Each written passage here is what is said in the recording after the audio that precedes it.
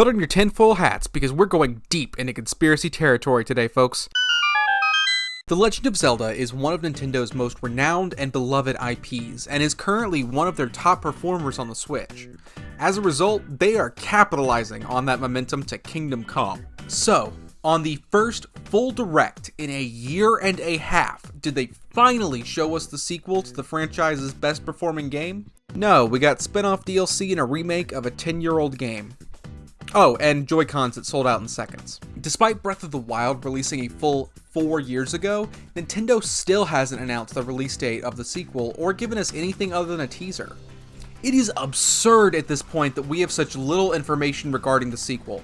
Nintendo is clearly not trying to move past the Switch at any time soon, and with the PS5 and Xbox Series on shelves, theoretically, they need to release compelling and crowd-pleasing software to keep their hardware legitimized. So why would they not move forward with the most obvious pick for a holiday title? Well, I have a theory, and I'd like to share some evidence. For starters, this is somewhat influenced by this video by Arlo on the matter, so I recommend watching his take. Oh, and I know there will be some people who debate me while watching this video, so I'll address you mole people's counter-proposals at the end. For starters, let's establish one thing. Legend of Zelda has a complicated story. Not just the individual entries themselves, but the overarching narrative that bridges every single game. It is genuinely difficult to discover on one's own the intertextuality and the interconnectivity of each of these games. But there is an interesting and compelling narrative that is told over the expanse of every single entry put together. Take a look at this. Okay, so this is the Zelda homepage, in case you haven't been here before. I didn't know this existed until recently, and I love it. If we explore the history, we can see the complex world of Hyrule, and we can see the Zelda Timeline. So, as you see, the first game chronologically is Skyward Sword. We'll talk more about that later. As we go in, there's Minish Cap, there's 4 Swords, and then there's Ocarina of Time, and then... uh-oh. What is this? Is that a split? Yes, there are 2 timelines. If the hero was defeated by Ganondorf at the end of Ocarina of Time, we follow this. The next game is then A Link to the Past, Link's Awakening, which the remake just came out, Oracle of Ages and Seasons, A Link Between Worlds, Triforce Heroes, and I think that's the latest game in that timeline. No, the Legend of Zelda, the original, takes place in this timeline, and then of course, The Adventure of Link. So, going back to the other option. The hero is triumphant. You do begin... Oh? Is that 2 more timelines for a total of 3? Yes, it is. If you defeat him in the child era, you get these games. Of course, Majora's Mask comes next. We remember that. Twilight Princess, and then 4 Swords Adventure, the game that nobody played. Going back, if you beat him in the adult... you get Wind Waker, and then Phantom Hourglass, and then Spirit Tracks, which once again, nobody played.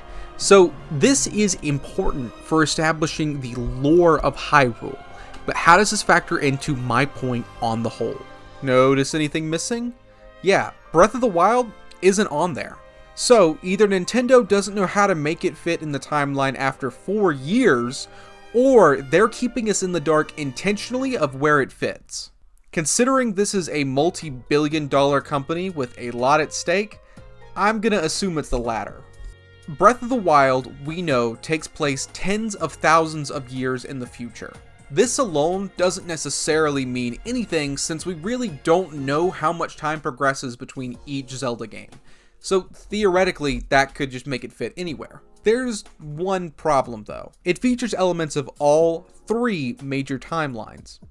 Certain races, characters, and locations are in conflict with one another since they exist in opposing timelines. This brings me to my main theory, the concept of a convergence point. I would wager that Breath of the Wild takes place at the conceptual end of the current Zelda timeline, at a point so far in the future that all possibilities have been explored in the Zelda canon in each timeline. I should probably explain the convergent point theory a little more in depth. Essentially, in multiverse and multiple timeline discussions, there is one theory effectively stating that certain events will occur in each parallel timelines. These events are typically significant moments that shape the world, which is why they occur. Thus, these parallel timelines that are so closely linked converge for a brief moment before diverging yet again. Currently, Ocarina of Time serves as our divergence point, the point in which all timelines branch out from each other. Breath of the Wild, however, is a convergence point, taking place so far in the future that all possibilities in all timelines have been exhausted, resulting in the Breath of the Wild eventuality. So, what does this convoluted theory have to do with the release schedule?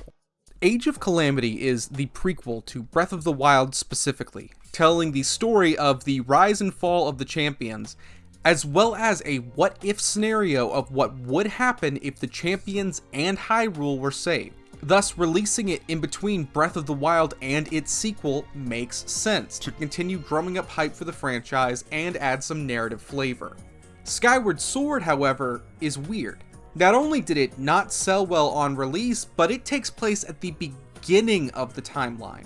The ending sets the stage for all subsequent games and has shattering revelations on the future of the franchise. But it is inherently disconnected from the events of Breath of the Wild both narratively and in gameplay.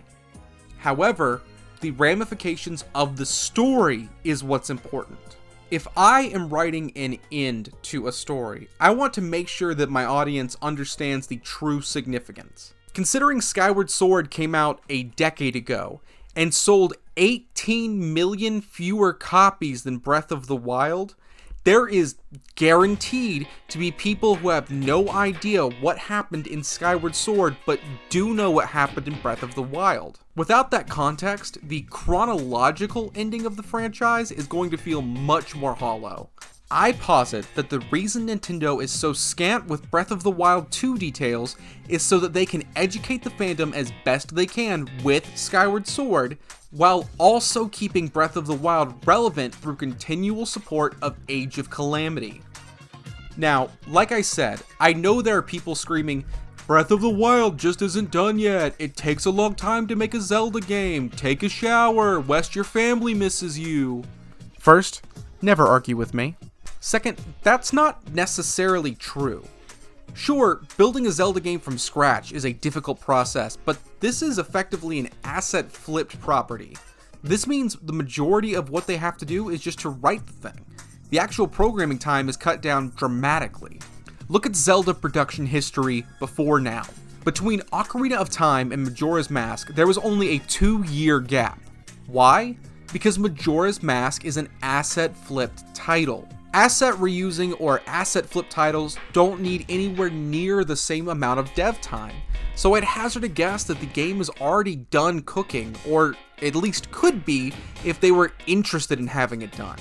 Remember that one of the reasons Breath of the Wild took so long was not just that it was coming out on a new system entirely, but also that they were completely reworking the physics they'd established for Zelda to work in an open world format.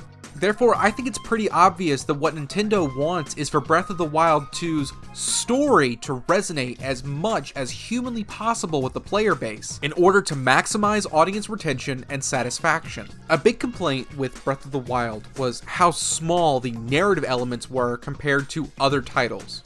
Sure, the story and the world was large in scope, but it was lacking in a cohesive single plot progression, instead relying on flashbacks or quasi-disjointed conversations with NPCs to fill in the gaps. So Nintendo is 100% gonna try and appease the fans by giving the same gameplay and art style while creating one hell of a narrative. The only argument to the contrary that I can really believe is that COVID pushed them back and they're somewhat scrambling to fix their release schedule as a result. Without a doubt, this is possible.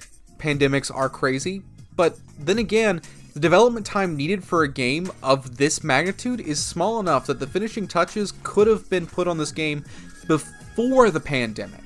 Instead, I think this is purposeful. Last year, Nintendo didn't really need a slam dunk holiday title.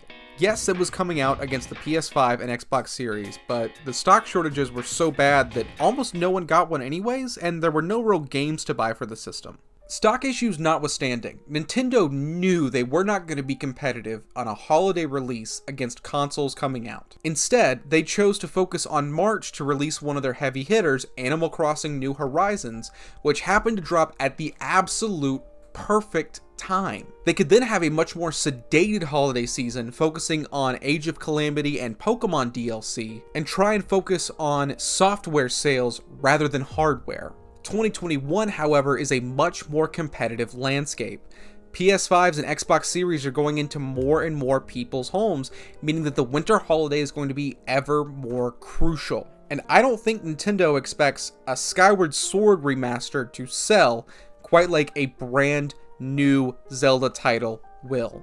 That's why I am making a very bold prediction that Breath of the Wild 2 will be a holiday release this year in 2021.